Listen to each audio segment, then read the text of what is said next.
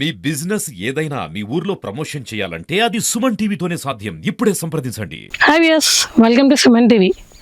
ఉదయం లేచిన దగ్గర నుంచి సాయంత్రం పడుకునే వరకు కూడా busy life, busy schedule, office పనులు, ఇంటి పనులు, బిజినెస్ పనులు, ఇంటి సమస్యలు, ఇలా చెప్పుకుంటూ పోతే ఎవరికి వారు వారి పనులలో నిమగ్నమైపోయి ఉన్నారు. కనీసం ఒకరినొకరు పలకరించుకునే రోజులు కూడా కరువైపోతున్నాయి. అందులో ఆహారంలో వచ్చే మార్పుల వల్ల అతి చిన్న వయసులోనే ఆరోగ్య సమస్యలు. కానీ ఇప్పుడు నేను కలుసుకునే వారి జీవితం ఈ జీవన విధానానికి చాలా విభిన్నంగా ఉంటుంది.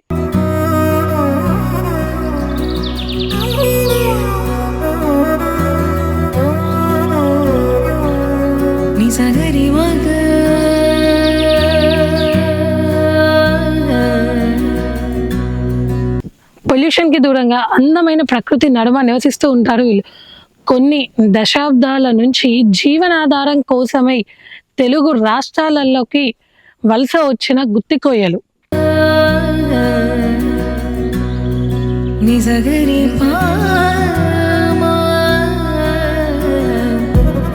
గుత్తికోయలను కలుసుకోవడానికైతే నేనైతే కొత్తగూడెం జిల్లా ములకలపల్లి మండలంలో ఉన్న పూసగూడెం దగ్గర ఉన్న గుత్తికోయల వాళ్ళ గ్రూప్ ఆఫ్ పీపుల్ ఒక దగ్గర ఉంటారు. ఒక 20 కుటుంబాలు 30 కుటుంబాలు అలా ఉంటారు. ఒక రకంగా చెప్పాలంటే మన రెండు తెలుగు రాష్ట్రాలలో కూడా గ్రామాలు ఎక్కువ అవ్వడానికి కారణం ఈ గుత్తికోయలు అనే చెప్పొచ్చు. ఎందుకంటే వాళ్ళు కేవలం వచ్చి అంటే ఎక్కడి నుంచో వలస వచ్చి బ్రతకడం కోసము ఇక్కడికి వచ్చి ఇక్కడ కేవలం ఆ రాష్ట్ర సరిహద్దుల్లోనే వాళ్ళు ఉంటారు. అంటే వాళ్ళ సిటీలోకి రారు. సో వాళ్ళని కలుసుకోవడానికి అయితే పాదయాత్ర స్టార్ట్ అయింది. సో ఎక్కడో వెహికల్ పార్క్ చేసేసి ఆల్మోస్ట్ 2 కిలోమీటర్స్ అంటే 2 కిలోమీటర్స్ అంటే ఇట్స్ ఈజీ అనిపించచ్చు. But it's not an easy thing here. ఎందుకంటే చెట్లలోంచి అడవులోంచి నీళ్లు ఇవన్నీ దాటుకొని అయితే వాళ్ళని కలవడానికి అయితే వెళ్తున్నాం.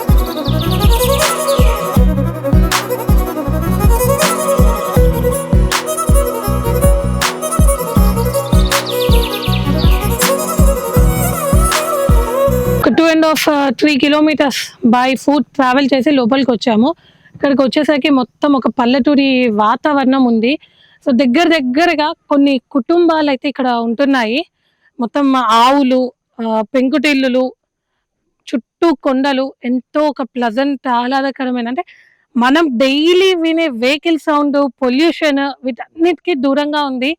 ఒక్కసారి మనం లోపలికి వెళ్ళి మరి వాళ్ళ లైఫ్ స్టైల్ ఏంటి, వాళ్ళ డైలీ రొటీన్ ఏంటి, వాళ్ళు ఏం చేస్తారు, వాళ్ళ ఫుడ్ హ్యాబిట్స్ ఏంటి, ఇలాంటి విషయాలన్నీ మనం తెలుసుకుందాం. సిటీ లైఫ్ కి 30 కిలోమీటర్ అంటే లోపల ఒక 3 కిలోమీటర్లు లోపలికి అంటే సిటీ లైఫ్ కి ఇంత దగ్గరగా ఉన్నా కూడా అసలు వీళ్ళు ఈ బాహ్య ప్రపంచానికి చాలా దూరంగా అసలు ఇన్ఫాక్ట్ మేము ఇప్పుడు ఎక్విప్మెంట్స్ పట్టుకొని కెమెరాస్ పట్టుకొని మేము రాగానే అసలు ఏంటో అర్థం కాకుండా అమాయకమైన ముఖాలు పెట్టుకొని జస్ట్ ఫోటో అని చెప్పేసి మేము వచ్చిన జస్ట్ 10-15 మినిట్స్లోనే అందరూ ఊరంతా గ్యాదర్ అయిపోయి ఇక్కడ కూర్చున్నారు. అసలు ఇన్ఫాక్ట్ వీళ్ళకి చీకటి పడితే ఇక్కడ లైట్ కూడా ఉన్నారు. అంటే ఎలక్ట్రిసిటీ ఫెసిలిటీ కూడా లేదు. సోలార్ ప్యానల్ అయితే ఒకటి ఉంది. సో దీని నుంచి ఒక లైట్, స్ట్రీట్ లైట్ లాగా ఒక లైట్ అయితే వస్తుంది. వాళ్ళకి ఇళ్లలో కరెంట్ కూడా ఉండదు. సో ఈవినింగ్ 6 అయిందంటే కనీసం ఇక్కడ ఒక ఊరు ఉంది అన్న విషయం కూడా అసలు ఎవరికీ తెలియని ఇంత లోపలికి ఇంత కొండ ప్రాంతంలో నివసిస్తున్నారు వీళ్ళు. నేనైతే ఇప్పుడు ఇక్కడ కంప్లీట్ గా ఊరి ప్రజలతో ఉన్నాను. అంటే కొంతమంది పనులకు వెళ్ళిపోయినా కూడా ఇంట్లో ఉన్న వాళ్ళతో ఉన్నాము. నాతో పాటు ఇక్కడ ఈ ఊరు పెద్ద ఇరుము అన్న ఉన్నారు. సో ఒకసారి ఈ అన్నని అడిగి వాళ్ళ జీవన విధానం ఏంటి, అసలు వాళ్ళు ఎక్కడి నుంచి వచ్చారు, ఎప్పుడు వచ్చారు, సో ఇలాంటివన్నీ తెలుసుకుందాం. అన్న బాగున్నారా? బాగున్నారు. ఎక్కడి నుంచి వచ్చారన్న మీరు? మేము ఛత్తీస్గఢ్ నుంచి. అంటే ఎన్ని సంవత్సరాలు అయింది వచ్చి? ఇక్కడ వచ్చి 30 సంవత్సరాలు అవుతుంది. 30 సంవత్సరాలు అవుతుందా?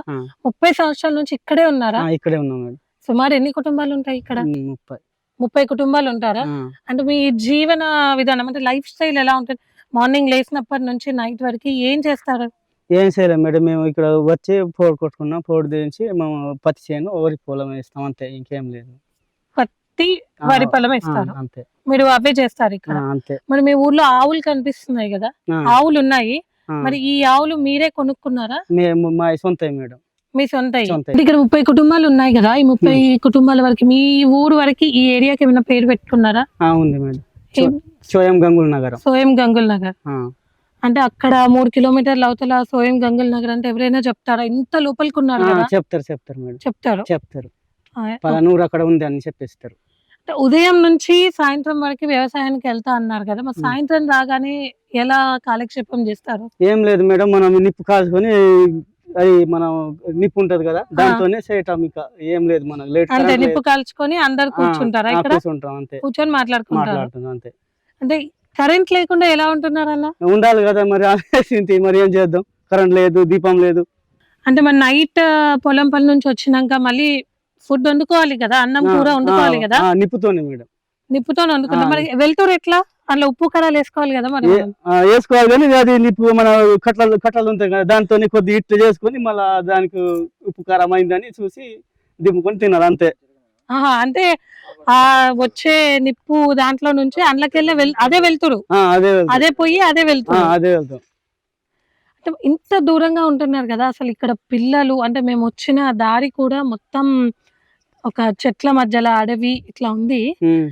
ఒక్క హాస్పిటల్ లేదు, ఏం లేదు. ఏమైనా మినిమం అసలు అవసరం ఏమన్నా అయితే ఎట్లా? ఇప్పుడు చిన్న జ్వరమే వస్తది, ఎలా హ్యాండిల్ చేస్తారు? తెల్లారమా లేకుంటే నైట్ అయినా కర్ర పట్టుకొని వెళ్ళటం అంతే. అంతే. ఎంత నొప్పి ఉందనా ఏదైనా చేస్తే గిట్ట లేకుండా అసలు ఇంకా నొప్పి ఉంటాను కర్ర పట్టుకొని ఏదైనా ఉంటదని కర్ర పట్టుకొని వెళ్ళటం అంతే. నడుచుకుంటే 3 కిలోమీటర్లు ఆ మూమెంట్ లో కూడా నడుచుకుని వెళ్ళటం. ఇప్పుడు పేషెంట్ ఇప్పుడు ఆయనకి ఆరోగ్యం బాగాలేదు, ఆయన నడవలేని పరిస్థితులు ఉన్నారు, ఎట్లా తీసుకెళ్తారు? నడవాలి కదా అంత దూరం. మోసుకొని మేడం, మీరు భుజాల మీద మోసుకొని వెళ్తారా? ఏదైనా మన డెలివరీ కేసు అయితే ఏదైనా అసలు నొప్పి ఉంటున్న వాళ్ళు కూడా మోసుకొని తీసుకెళ్తాము. ఇక్కడ ఆటో నడవద్దు, బైక్ మంచిగా నడవద్దు, అది పరిస్థితి. ఇక్కడ ఉన్న పిల్లలు స్కూల్ కి వెళ్తున్నారా? వెళ్తారు కొంతమంది ఇక్కడ చదువుతారు. మేడం వస్తుందిగా ఇక్కడ ఉందా? ఇక్కడ స్కూల్ ఉందా? ఏ స్కూల్ ఉంది? ఇది అంగన్వాడీ టీచర్. అంగన్వాడీ ఉన్నారా? పెద్ద పెద్ద పిల్లలు చదువుతారా ఇక్కడ? చదువుతారు ముల్కలపల్లి. ఎన్ని కిలోమీటర్లు? 10 కిలోమీటర్లు. 10 కిలోమీటర్లు హాస్టల్లో, అక్కడ హాస్టల్లో వేసారా? అంటే మీరంటే నడుస్తారు, మరి ఇప్పుడు ఆడవాళ్ళు ఉన్నారు, అమ్మ మీరు కూడా వెళ్ళి నడిచి వస్తారా? నడిచే వెళ్తారు అంత దూరం? ఏం ఇబ్బంది అనిపిస్తుంది, ఏం చేద్దాం, మనకు పని కావాలి కదా, వెళ్ళాల్సింది. మరి మీరెందుకు సిటీలలోకి వచ్చి ఉండలేరు? మరి మనం అక్కడ సిటీలో ఉంటానుకో మనకు పోడి భూములు ఎట్టు దొరుకుతుంది, బతికేట్టు ఉంటదని ఇక్కడ వచ్చేసినాం మేము. అక్కడ ఉండి పొలం పల్లి చేసే వాళ్ళు కూడా ఉన్నారు కదా? ఉంటారులే కానీ వాళ్ళకి దగ్గర ఉంటది, మాకు కొద్దిగా దూరంగా ఉంటదిగా, పందులు ఉంటాయి అని ఇక్కడ వచ్చేసినాం. అంటే ఇప్పుడు ఊర్లలో ఉండే పల్లెలలో కూడా గొడ్లు ఉంటాయి, కోడ్లు ఉంటాయి, మేకలు ఉంటాయి, అన్ని ఇప్పుడు మీరు ఇంత దూరంగా వచ్చి ఉన్నారు కదా, కనీసం రోడ్డుకి దగ్గరలో ఉన్న గ్రామాలలో కూడా ఇవన్నీ ఉంటాయి. మీరు అక్కడికి వస్తే మీ పిల్లలకి చదువుకి ఇబ్బంది ఉండదు, మీ హాస్పిటల్కి ఇబ్బంది ఉండదు కదా, మీకు ఏమైనా కావాలన్నా కూడా ఇన్ని కిలోమీటర్లు నడవాల్సిన అవసరం ఉండదు కదా. మేము ఎప్పుడైనా మేము ఇట్లే ఉంటామని ఎంత దూరం అన్నా నడుచుకుని మాకు అలవాటు అని మేము ఉన్నాం. అంటే సిటీ అయితే మాకు తిరగటం కుదరదు, ఇక్కడ ఉండటం కూడా కుదరదని మేము కొద్దిగా బయట ఉంటేనే కొద్దిగా మంచిగా ఉంటుందని మేము వచ్చినాం. కానీ కొద్దిగా ఏం లేదు, మనకు దారి లేదు, కొద్దిగా ఇబ్బంది ఉంది, రోడ్ లేదు, కరెంట్ లేదు, అంతే మనది. కరెంట్ లేదు, నీళ్లు మంచి నీళ్ళు కూడా కొద్దిగా ఇబ్బంది ఉంది. వామలో కొద్దిగా పోయి కొంతమంది తాగుతారు. మరి అవన్నీ వస్తాయి కదా మీరు సిటీకి వస్తే? వస్తుందిలే కానీ మరి అక్కడ మనకి ఇంత జనం ఆడ 2-3 ఉండొచ్చు, ఇంతమంది 30 కుటుంబాలు వాళ్ళు ఆడ ఉంటారు అక్కడ. అంటే ఇక్కడ వాటర్ ఫెసిలిటీ లేదు, ఏం లేదని చెప్తున్నారు కదా, మరి ఇక్కడ స్కూల్ ఉందని కూడా చెప్పారు కదా పిల్లలకి? అక్కడ అన్ని ఫెసిలిటీస్ అంటే వాళ్ళకి కావాల్సిన గుడ్లు, బాలామృతం ఇవన్నీ గవర్నమెంట్ ఇస్తుంది కదా అంగన్వాడీలో? అవన్నీ ఇస్తుందా మరి పిల్లలకి ఇక్కడ? ఇస్తుంది మేడం, వస్తే గానీ మనకి వర్షాకాలం అయితే ఇబ్బంది ఉంటది. ఎందుకు? దారి బాగలేదు, మళ్ళీ వాంగు వస్తానుకో మళ్ళీ అది పిల్లలు కూడా తీసుకురావటం కూడా కుదరదు. అది అంటే మీరు ఎప్పుడు గవర్నమెంట్ అడగలేదా? అడిగినా గానీ మళ్ళీ రావట్లేదు మేడం, అందుకనే ఎవరైనా వస్తే చేపిస్తారో ఏదో న్యాయం చేద్దారని మనం చూస్తూ ఉంటాం. కానీ ఎవరు ఓట్లకు వస్తారా? వస్తారు ఓట్లు. ఇప్పుడు మరి మొన్న ఓట్లు అయినాయి కదా, ఎవరెవరు వచ్చారు, ఏ పార్టీలు వచ్చారు తెలుసా మీకు? ఇక్కడ పార్టీలు తెలుసు. ఏం పార్టీలు ఉన్నాయి ఇక్కడ? అన్ని ఉన్నాయిలే కానీ మేము ఉండేది ఒకటే సిపిఎం పార్టీలు.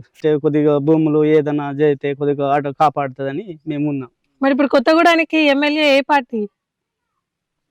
సిపిఎం. అంటే మీకు ఇంకా ఏమైనా ఫెసిలిటీస్ కావాలనుకున్నా, అంటే అసలు ఇంత దూరంగా ఇంకా 80s కూడా కాదు 18 లాగా కరెంట్ లేని ఇలా ఉంటున్నారు కదా, మరి మీరు ఇవన్నీ గవర్నమెంట్ అడిగారు? అసలు ఏమేమి అడిగారు గవర్నమెంట్ ని? అడుగుతున్నాం మేడం, ఇవ్వట్లేదు. ఏమేం కావాలని అడిగారు? పట్ట భూములు కావాలని, ఇంటి పండ్లు కావాలని అన్ని అడిగినాం మేడం. Hmm. ఇవ్వట్లేదు.